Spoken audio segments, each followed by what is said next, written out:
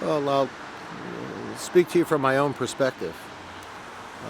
I'm a orthopedic surgeon, physician, and also have been a bhakta, a devotee of Krishna, since 1970.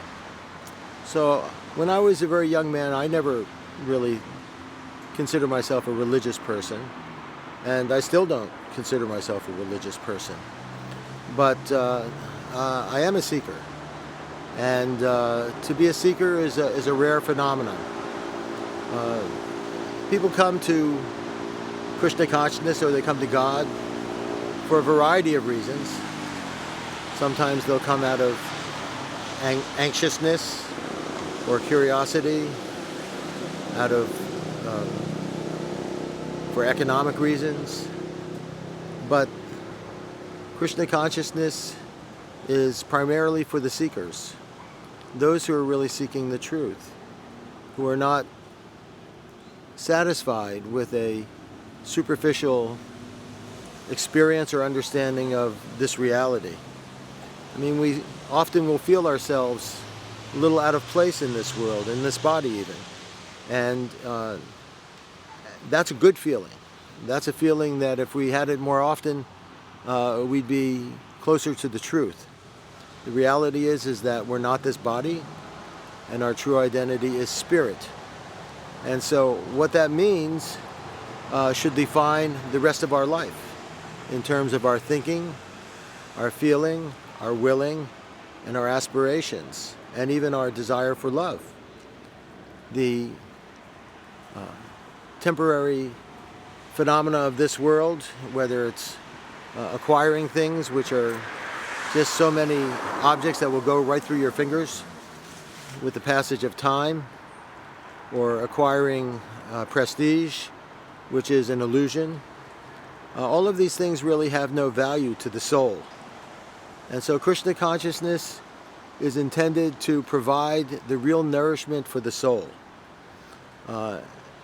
People may think that, you see pictures of Krishna, he's a little blue boy or like this.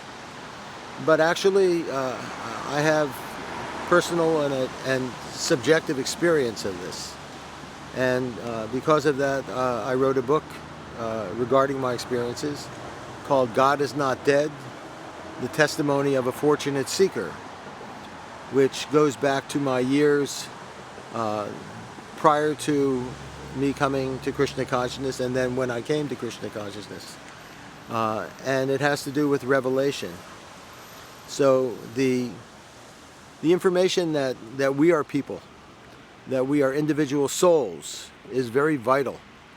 And it's not difficult to appreciate the next stage of understanding that God is also a person, not of our limited capacity, but having unlimited capacity and creativity, and that we have a loving relationship with Him is a very wonderful, wonderful thing.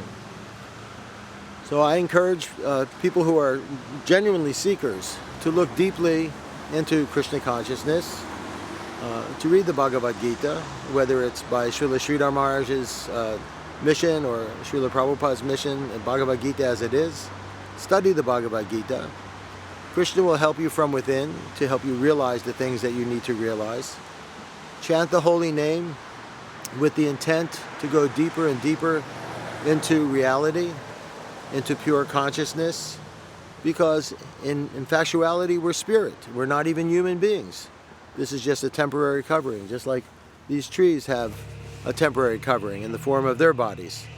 So the jiva souls have temporary coverings in different forms of life, but this human life is meant for acquiring true knowledge of what spirit is, what the most beneficial activities of the soul are, and give us an opportunity, really, to become reacquainted with God and our relationship with Him. And ultimately, to, upon leaving this body, go back to the spiritual world, which is real, which exists, and which is our real home. I thank you very much for this opportunity, and Hare Krishna.